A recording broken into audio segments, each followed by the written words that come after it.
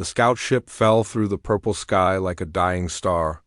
Smoke trailed behind it as it crashed into the soft ground near a crystal-clear river. The ship's door hissed open and a woman stumbled out, coughing. Her dark hair was tied back and her clothes were worn from months of travel. This was Hana Kim, and she was running from memories that hurt too much to face. She looked around at the strange new world. The valley before her glowed softly with plants that shimmered in colors she had never seen. Tall trees with silver leaves swayed in the gentle wind. The air smelled sweet like flowers after rain. For the first time in months, Hana felt something other than pain. She felt curious. Hana pulled her bag from the damaged ship and walked toward the valley. Her boots crunched on the moss-covered ground. She had been a xenobiologist once, someone who studied alien life. Before the attack. Before she lost her daughter. Before everything ended. Now she was just a woman with nowhere to go and nothing left to lose. As she walked deeper into the valley, she saw them. They were like nothing she had ever seen. They looked like deer from Earth, but larger, with 6 legs instead of 4. Their bodies were covered in soft fur that changed colors in the light. On their heads grew crystalline antlers that hummed with soft musical sounds. They moved in groups, eating the glowing plants and making gentle noises to each other. Hana stopped and watched. The creatures noticed her but did not run. They seemed curious about this strange 2-legged visitor. 5 younger ones, smaller than the adults, moved closer to look at her. Their antlers glowed brighter as they approached, making sounds like wind chimes. She smiled for the first time in a long time. "Hello there," she whispered. The young creatures tilted their heads, studying her. One of them, braver than the others, stepped forward and sniffed the air near her hand. Hana stayed very still. She knew not to make sudden moves around wild animals. For days, Hana camped near the river. She repaired what she could on her ship, but it would never fly again. She was stuck here and part of her did not mind. The valley was peaceful. The creatures, which she started calling the Valric in her notes, were gentle and calm. The 5 young ones visited her every day, watching as she worked, ate, and wrote in her journal. She began to recognize each of them. The bravest one she mentally named Tay, another. Slightly smaller with darker fur, she called Wu. There was Gina, who always stayed close to Tay. Sue had the brightest antlers, and Hyan was the most careful, always watching from a distance before coming closer. On the 7th day, Hana decided to explore the northern part of the valley. She needed to know if there was any danger nearby. The Valric seemed to avoid that direction, which made her suspicious. She climbed the rocky slope, her muscles aching from the effort.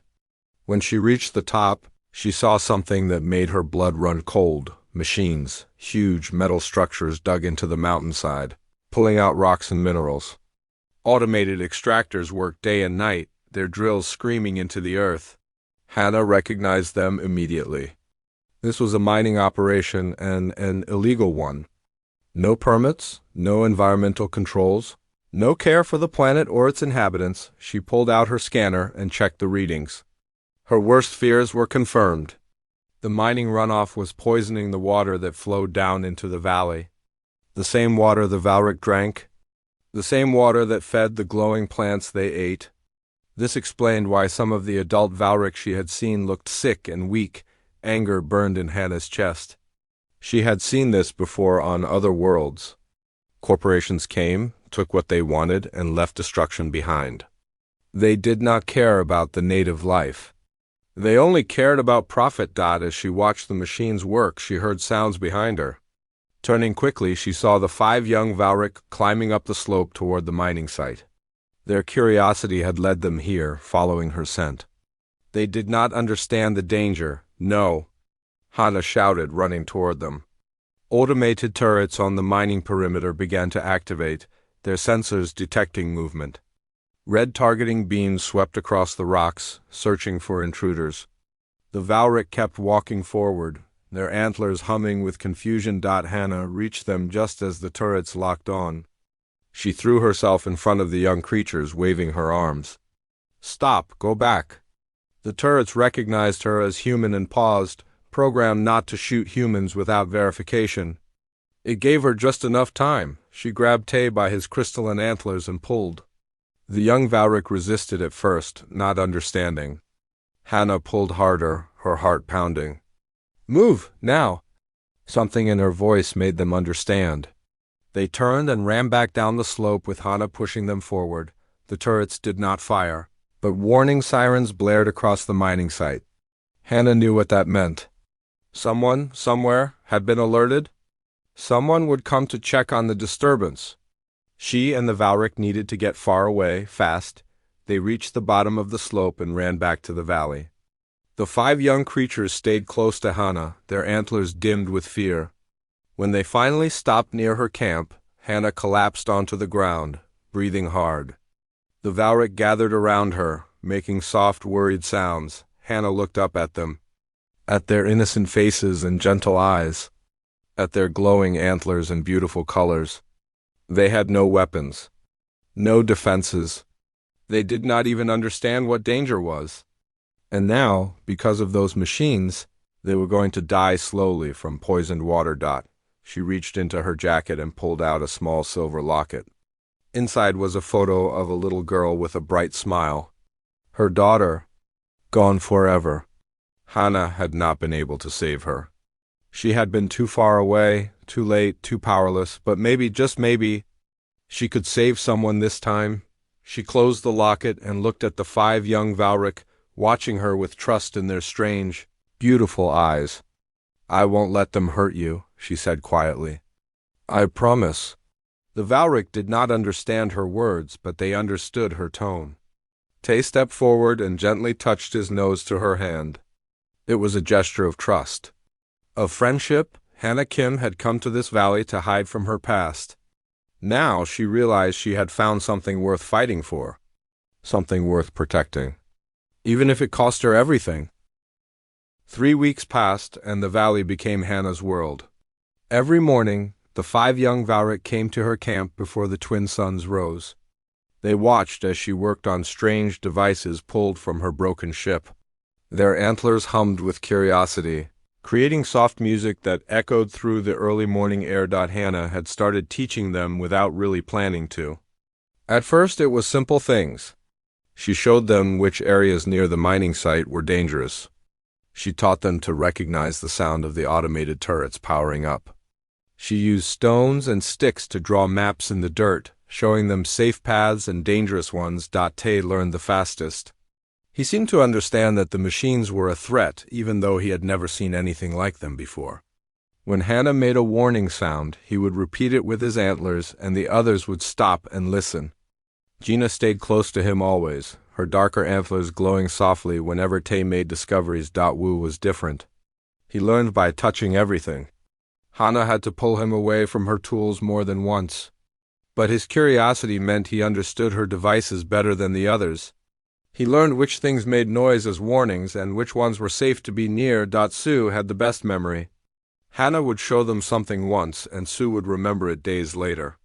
Her bright antlers would flash in patterns that seemed to help her think. Hyan remained the most careful. He watched from a distance first, studying everything before trying it himself. But when he learned something, he never forgot it. The adult Valric watched this all from a distance. The elders made low, concerned sounds. They did not understand why their young ones spent so much time with the strange, 2-legged creature. But they did not stop them either. Perhaps they sensed that something was changing. Something had to change. In the afternoons, Hannah told them stories. She did not know if they understood her words, but they listened to her voice. She told them about Earth, about the blue oceans and green forests. She told them about cities built by humans reaching up to touch the sky. She told them about the wars humans fought, and the peace they struggled to keep. One day, sitting by the river with all 5 gathered around her, Hannah opened her locket. The young Valric leaned in to look. Inside was the photo of a small human child with dark hair and a huge smile. "This was my daughter," Hannah said softly. "Her name was Yuna. She was 6 years old when pirates attacked our colony. I was on another planet working. I couldn't save her.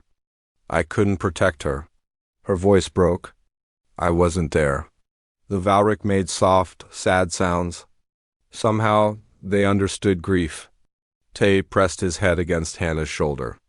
Gina lay down beside her. Even Hin moved closer than usual. They stayed with her until the suns began to set, their antlers glowing gently in the growing darkness. That night changed something in Hannah. She realized these creatures understood loss. They understood fear. And if she was going to protect them, she needed to teach them more than just maps and warning sounds. She needed to teach them to fight. The next morning, Hannah began serious training. She used her military background, the skills from her years as a combat medic. She taught them patterns of movement, how to stay low and quiet, how to use the terrain to hide, how to watch for danger from multiple directions. She salvaged parts from her ship and built simple motion sensors. She placed them around the valley, creating an early warning system. When something big moved near them, they would beep. Wu learned to check them every day, using his nose to see if they were working. Hannah taught them about traps. Simple ones at first, using ropes and weights. Nothing that would hurt the Valric themselves, but things that would slow down anything that came from the mining site. Sue understood these the best. Her quick mind grasping how one action could lead to another, the young Valric became different. More alert. More aware. The elders noticed and finally approached Hannah one evening. The oldest Valric, a massive male with antlers like ancient trees, stood before her. His antlers created deep, questioning sounds. Hannah did not speak his language, but she understood his question. Why was she doing this? Why was she changing their young ones? She pointed to the north where the mining machines worked day and night. She pointed to the river where the water was starting to look cloudy. She pointed to several adult Valric who were growing thinner and weaker. Then she pointed to the 5 young ones standing beside her. The elder understood. His antlers dimmed with sadness, then brightened with something else. Gratitude, perhaps. Or hope. He touched his nose to Hannah's forehead, then turned and walked away. After that, the adult Valric stopped watching with concern. They began to watch with interest. 4 weeks after Hannah arrived in the valley, everything changed. A ship appeared in the sky, much larger than hers had been. It was black and angular, built for intimidation. It landed near the mining site, and 3 figures emerged. They wore armor and carried weapons, mercenaries. Hannah recognized the type. Immediately, she watched them through her scanner from a hidden position. They were checking the mining equipment, reviewing logs. One of them pointed toward the valley. They had found evidence of the intrusion. They had found evidence of her. 2 days later, the mercenaries came to her camp. The 5 young Valrics scattered into the forest at Hannah's signal, but they did not go far. She could see them watching from behind the trees. Their antlers carefully dimmed. The mercenaries were human, which made it worse somehow. The leader, a tall woman with cold eyes, looked around at Hannah's camp with disgust. "You're the one interfering with Korgith operations," she said. It was not a question. "I'm protecting native life from illegal mining," Hannah replied calmly. "This planet isn't zoned for corporate extraction." The mercenary laughed. "Nobody cares about zoning out here. Nobody cares about these animals. The company wants this planet cleaned out in 6 months." "These aren't animals," Hannah said, her voice hardening. "They're intelligent. They have families.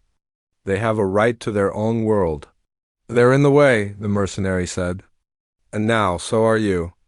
You have 48 hours to leave this planet. If you're still here after that, we'll eliminate the obstacle. All obstacles." She looked toward the trees where the young Valric were hiding. Hannah felt ice run through her veins. "You would kill children?" "We'll do our job," the mercenary said. "That's all?" 48 hours. They left, their ship thundering back toward the mining site. The young Valric emerged from the trees, their antlers pulsing with fear and confusion. They gathered around Hannah, making questioning sounds. Hannah knelt down among them. She looked at each of their faces. Tay, who had been first to trust her. Wu, who loved to explore. Gina, always loyal. Sue, bright and quick. Hyen, careful and thoughtful. They looked back at her with complete trust. She could leave. She could repair enough of her ship to call for help, to get rescued. She could save herself. That would be the smart choice. The sensible choice, but Hana had run away once before. She had been far from home when her daughter needed her. She had survived while Yuna died. She had lived with that guilt every day since. She would not run again. Hana took off her locket and placed it around Sue's neck. The young Valric looked down at it, confused. If something happens to me, Hana said quietly, this is to remember. Remember that someone cared enough to stay. Someone cared enough to fight. She stood up and looked toward the north. Toward the machines and the mercenaries and the coming battle. We have 2 days, she said. Let's make them count. The valley had never been so quiet. Hana worked through the night, her hands moving with purpose. She had 1 plasma rifle with half a charge. She had medical supplies that could be turned into explosives. She had her knowledge, her training, and the terrain. It would have to be enough. The adult Valric understood something bad was coming. The elders gathered their herd and began moving them toward the deep caves at the far end of the valley. The caves ran deep into the mountain, a place where the Valric went during storms.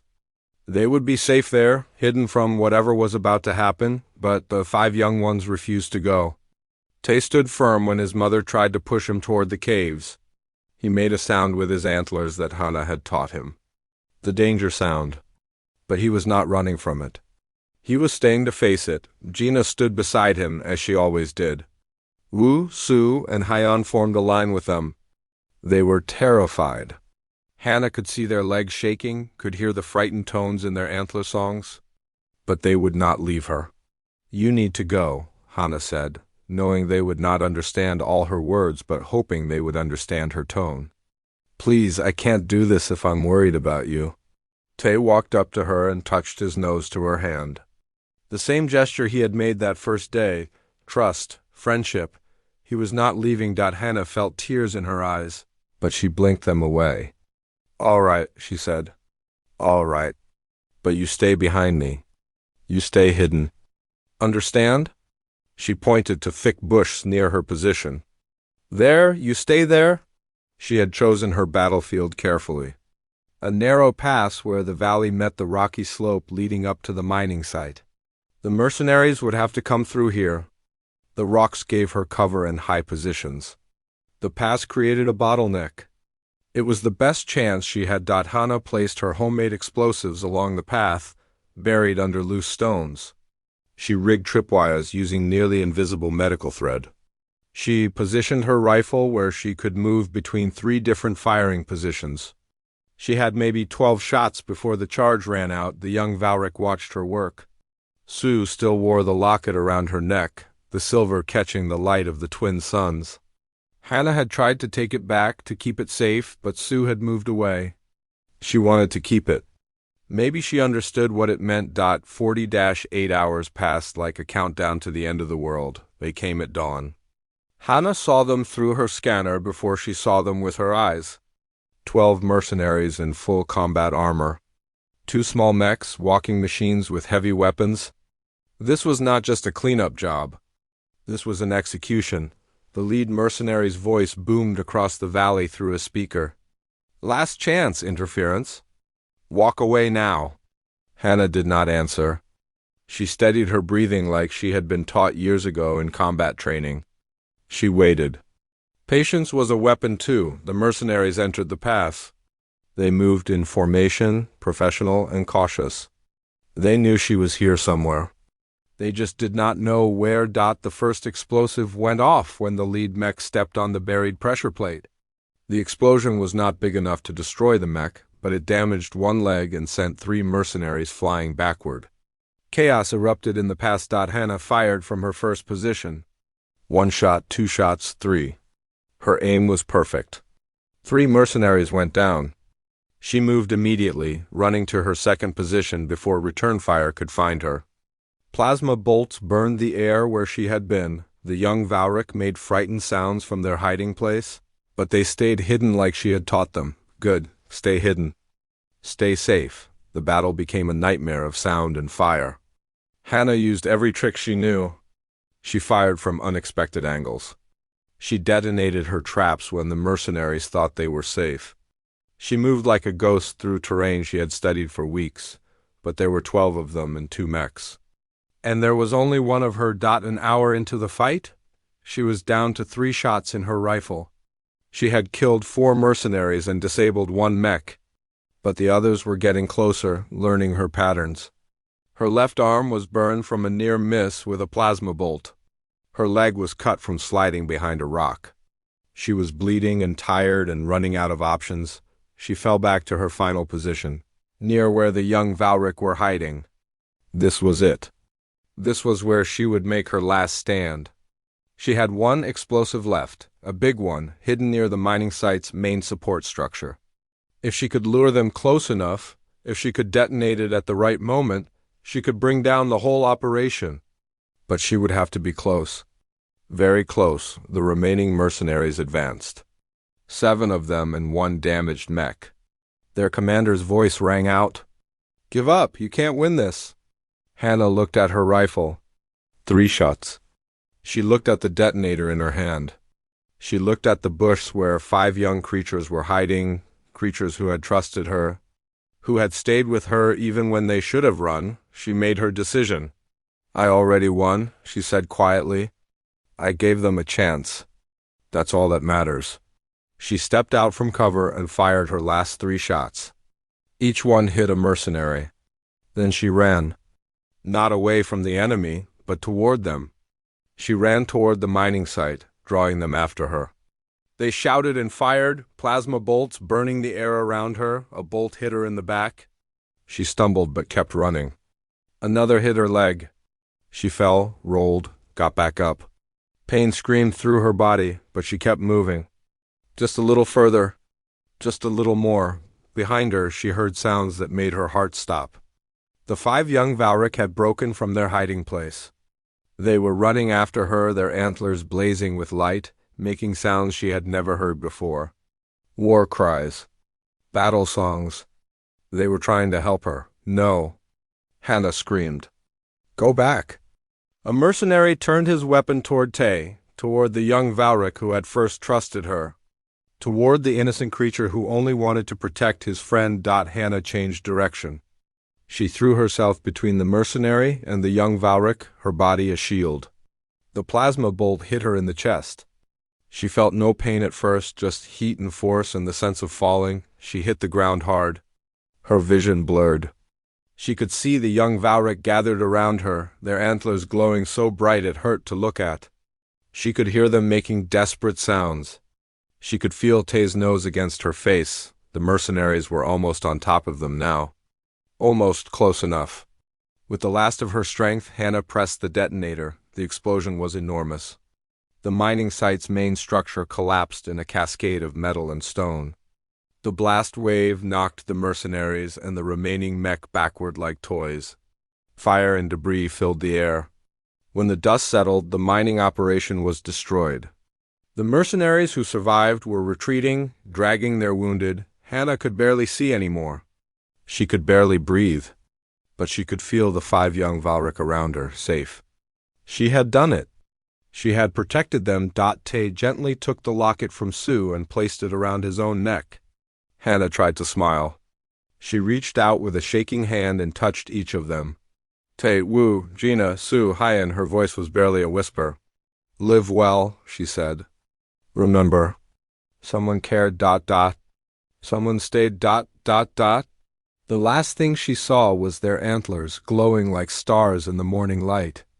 The last thing she felt was peace. Hannah Kim died in a valley far from Earth, surrounded by creatures she had known for only a few weeks. But in that moment, she was not alone. She was not lost. She was exactly where she needed to be. The adult Valric emerged from the caves to find the battle over, the mining site destroyed, and their 5 young ones gathered around the body of the strange, 2-legged creature who had saved them all. The elders stood in silence, their antlers humming with something that sounded like morning. And in the days that followed, something changed in the Valric. Something awakened. They were no longer just gentle grazers. They were something new, They were guardians. 8 years had passed since Hannah Kim died in the valley. The twin suns rose over a landscape that had changed in ways both subtle and profound. Where there had once been only glowing plants and wandering herds, there now stood watchtowers made of stone and wood. Where the Valric had once grazed without worry, they now moved in organized patrols, and at the center of it all, 5 Valric who were no longer young. Captain Day Park stood on the bridge of the Human Coalition survey ship Meridian, looking at his scanner readings with confusion. The planet Vareth 9 was supposed to be a simple check. An abandoned mining site to catalog, nothing more. But the readings showed structures, organization, activity. "Run those scans again," he told his crew. "I'm seeing what looks like defensive fortifications." His second officer, a young woman named Ari Song, looked up from her station. "Confirmed, Captain. Multiple watchtowers, patrol patterns, and what appears to be a perimeter defense system. But according to records, this planet only has pre-spaceflight herbivores." "The Valric? They shouldn't be capable of any of this." "Then someone else is here," Day said. "Take us down, carefully. I want full shields and weapons ready." The Meridian descended into the valley, its engines humming. As they approached, Day saw them through the view screen. Valric, dozens of them, moving with purpose. They did not scatter in fear at the approaching ship. Instead, they formed defensive positions, their crystalline antlers glowing in warning patterns. "They're organized," Ari breathed. "Captain, they're acting like a military unit." The ship landed in a clearing. Day and his team of 6 put on their gear and activated the exit ramp. As they stepped out, they found themselves surrounded. 20 Valric stood in a circle around the ship, maintaining distance but clearly ready to act if needed. And at the front of the group stood 5 Valric who were different from the others. They were larger, their antlers marked with strange patterns that looked almost like symbols. And around the neck of the one in the lead hung something that made Day's heart skip a beat. A human locket, silver, old, worn. The Valric with the locket stepped forward. His antlers created sounds that were translated by the ship's AI into words. The translation was rough, but understandable. "You are humans. Why do you come to our valley?" Day was too stunned to answer immediately. A Valric speaking. A Valric asking questions with the bearing of a military commander. This should not be possible. We're from the Human Coalition," Day finally said. "We're here to investigate the abandoned mining site." "We mean no harm." The Valric's antlers shifted colors. "The mining site is destroyed. It poisoned our valley. It is gone now. 8 years gone. Who destroyed it?" Day asked, though he was beginning to suspect the answer. The Valric touched the locket with his nose. "She did. The human who taught us. The human who died to protect us." Over the next hour, Day and his team were shown through the valley. They saw training grounds where young Valric practiced formations. They saw supply caches organized with military precision. They saw a command structure that any human military would recognize, and they were brought to a simple stone marker near the river. On it, carved by claws and antlers, were words in both human script and Valric symbols. Hannah Kim, teacher, protector, friend. She gave everything so we could be free. Ari ran a scan of the marker. "Captain, this dates back 8 years. There's organic material here, human. This is a grave." Day felt something tighten in his chest. "Search the name." "Hannah Kim, run it through Coalition records."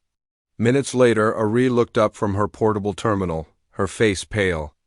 "Captain." She was a combat medic. "Decorated service?" She lost her family in a pirate raid on the Jericho colony. She went missing 7 months later, officially listed as presumed dead. "She came here," Day said quietly. "She was running, and she found something worth fighting for." The 5 Valric who had first greeted them stood nearby. Through the translation system, their story emerged. Tay, the one wearing the locket, spoke for all of them. "She came when we were young. She saved us from the machines. She taught us about danger, about protection, about courage. When the armed humans came to kill us, she stood between them and us. She died so we could live. Wu stepped forward, his antlers creating deep, resonant sounds. She showed us that the strong must protect the weak. That home is worth defending. That love crosses all boundaries. Gina's antlers glowed softly. We learned from her. We taught others. Now all Valric know what she taught us. We are no longer prey. We are guardians. Sue created a pattern with her antlers that translated to pride and determination. We wear her locket in turns. It reminds us of her sacrifice. It reminds us of our duty. Hyan, still the most careful, said, "We have trained the young, built defenses, organized our herds. We protect this valley as she protected us." They looked at the 5 of them, then at the organized Valric behind them, then at the grave marker. A single human woman had done this. She had transformed an entire species in the space of a few weeks. Not through conquest or technology or force, through teaching, through sacrifice, through love. "We have recordings," Tay said, "from her broken ship. Would you see?" They were brought to a cave where Hana's salvaged chip computer had been carefully preserved. Tay watched the logs. He saw Hana working on devices. He saw her teaching the 5 young Valric. He saw her smile as Tay first learned to recognize a warning signal. He saw her cry as she told them about her daughter. He saw her face set with determination as she prepared for the final battle, and he saw her last log entry, recorded the night before she died. "If anyone finds this," Hana's recorded voice said, "I want them to know. The Valric are intelligent. They're kind. They deserve to be protected. I'm probably not going to survive tomorrow, but that's okay. I've spent months running from pain. Tomorrow I run toward something good. I run toward protecting creatures who never hurt anyone, who only wanted to live in peace." She paused, touching her locket. "Yuna, if somehow you can hear me, I hope you understand. I couldn't save you, but maybe I can save them. Maybe that's enough. Maybe that's my second chance." The recording ended. Day's crew stood in silence. Several of them were crying. "She needs to be honored," Ari said firmly. "The Coalition needs to know what she did here." Day nodded. "They will, and this valley will be protected. I'll make sure of it personally." Tay stepped forward, the locket gleaming on his neck. "We do not need protection from others. We protect ourselves now, but we accept friendship. We accept alliance." She taught us that not all humans are enemies, that some humans are worth dying for, and some humans, Day said softly, are worth living for, worth becoming better for. As the Meridian prepared to leave, Day looked back at the valley one last time. The Valric had returned to their patrols, moving with purpose and pride. The 5 guardians stood together near Hana's grave, their antlers creating a harmony that sounded like a song of remembrance. One human woman had changed everything. She had given a species the tools to defend themselves. She had given them hope. She had given them a future, and in return they had given her something she had lost. They had given her purpose. They had given her peace. The ship rose into the purple sky, carrying news that would spread across human space. The story of Hana Kim, the story of the Valric. The story of what happens when one person decides that protecting others is worth everything. Far below. Tay touched the locket with his nose and made a sound that needed no translation. Thank you. The news spread across human space like wildfire. Hana Kim's story appeared on every news channel, every social network, every discussion forum. People who had never heard of the Valric suddenly knew everything about them. The woman who died protecting alien children became a symbol of humanity's best qualities. Some called her a hero. Others called her a fool for dying for creatures that were not human. But most people saw what Day Park had seen. One person could make a difference. One life could change a species. One sacrifice could echo through generations. The Human Coalition officially designated Krev Valley as protected territory. No mining, no colonization. No interference. The Valric would be left to develop on their own terms. With human friendship but not human control, but the story did not end with recognition and protection. The five guardians, now in their prime, had bigger plans. Tay stood on a high rock overlooking the valley, the silver locket gleaming in the light of the twin suns. Around him gathered not just Velric, but representatives from 3 other species.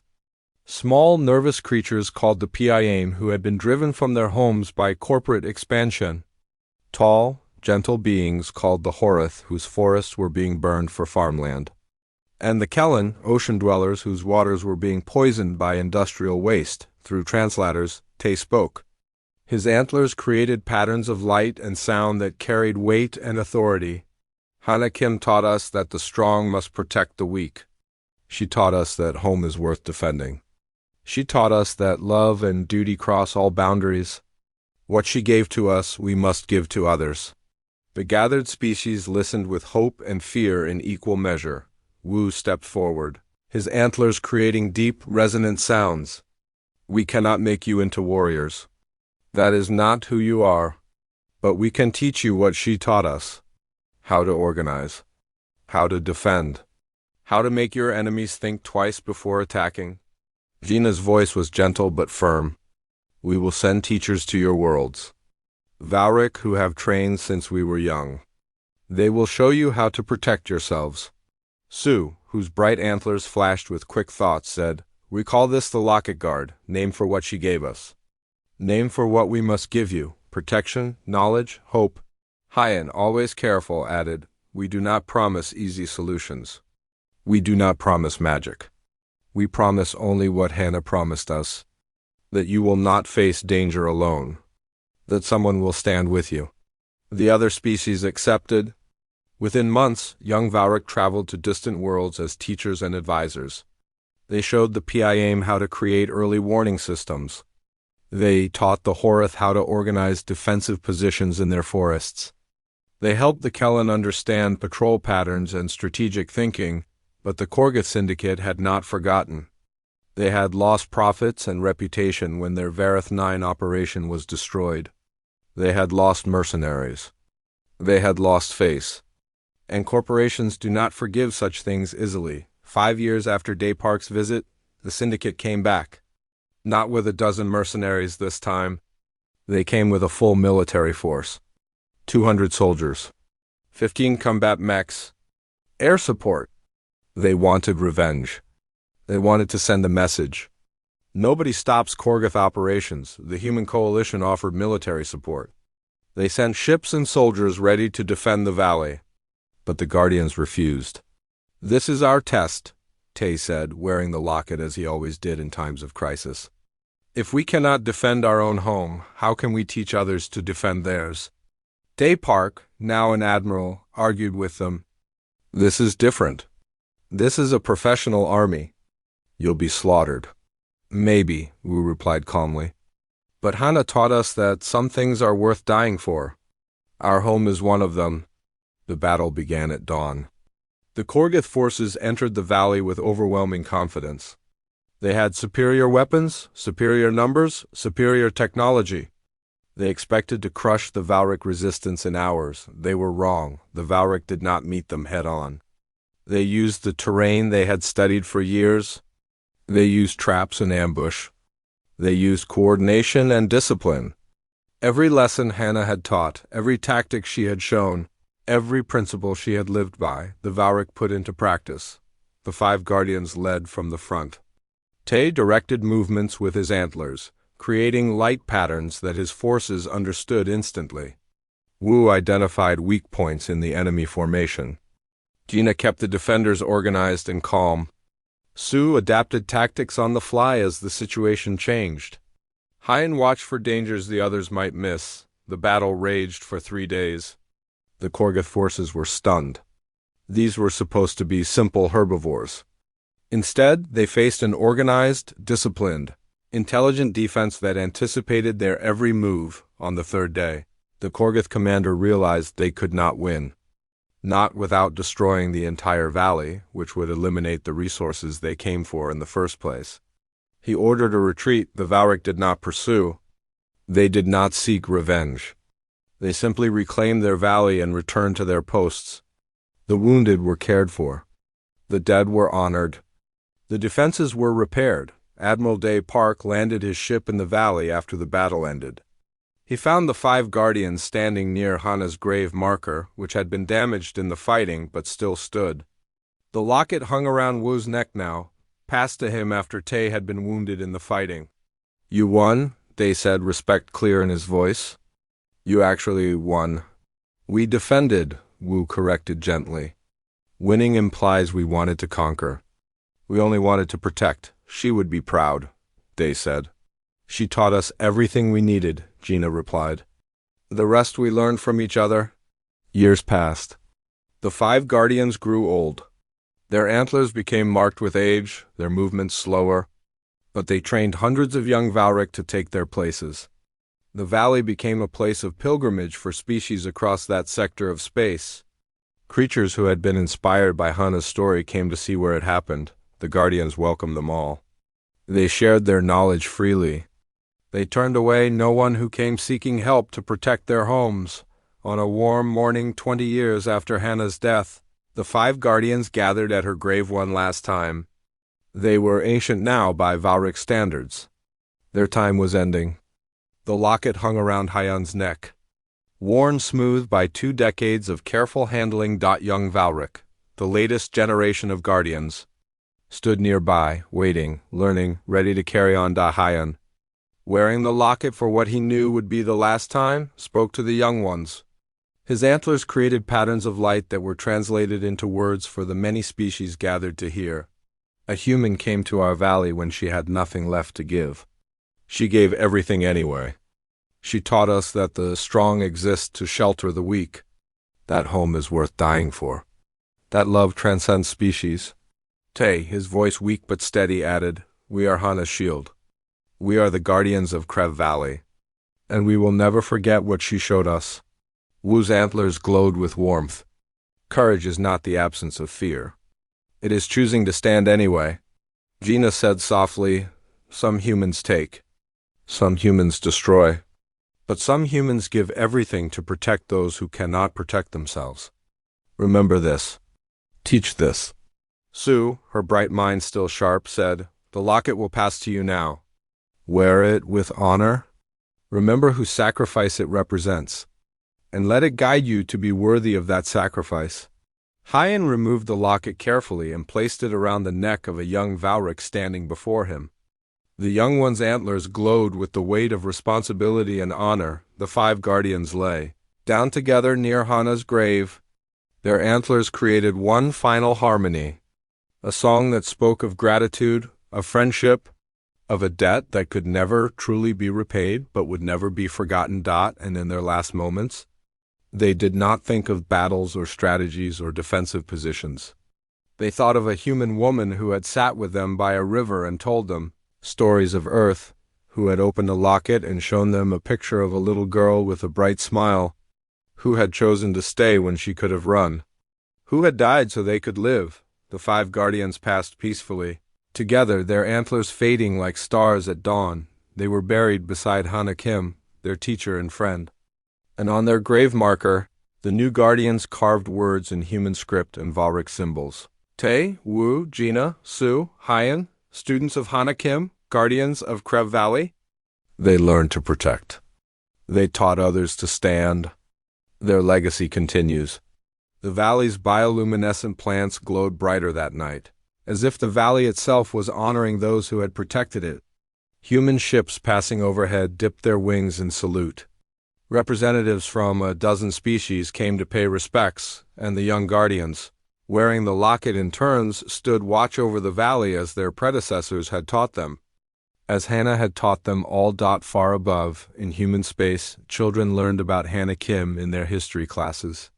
They learned that one person can change the world, that sacrifice has meaning, that protecting others is the highest calling. And on Vareth 9, in the valley that glowed with eternal light, the guardians kept their watch. Generation after generation, species after species seeking help found it there. And at the center of it all, a simple grave marker and a silver locket. reminding all who came of a truth that would never fade: love is stronger than fear. Courage is born from compassion.